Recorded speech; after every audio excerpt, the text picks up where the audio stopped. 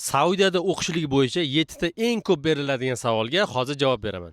Birinchisi, universitetga arab tilini bilmasdan ham topshirishlik mumkinmi? Ha, albatta, Saudiya universitetlarining ko'pini qoshida 1 yillik til kurslari bor. Ana shu til kurslarini bitirib, siz 4 yil undan keyin bakalavrni o'qishligingiz mumkin.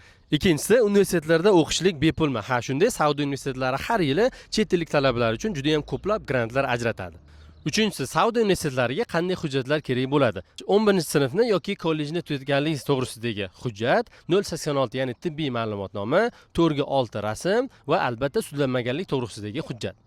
Qanday yo'nalishlar mavjud? Shariat va islomiy ilmlar, arab tili, muhandislik, axborot texnologiyalar, iqtisodiyot va biznes, tabiiy fanlar va shunga o'xshash ko'plab yo'nalishlar.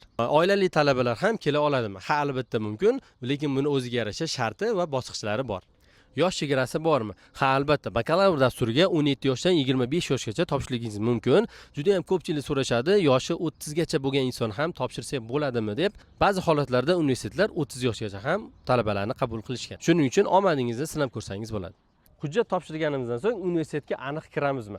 Hech qaysi konsalting yoki biz ham sizni universitetga qabul bo'lishingiz bo'yicha kafolat bermaymiz. Har bir universitet o'zining ichki tartib-qoidalariga qarab talabalarni qabul qilib oladi. Agar ko'proq ma'lumot yoki hujjatlarni topshirmoqchi bo'lsangiz, bizga bog'laning va ushbu videoni yaqinlaringizga ham ulashib qo'ying va albatta obuna bo'ling.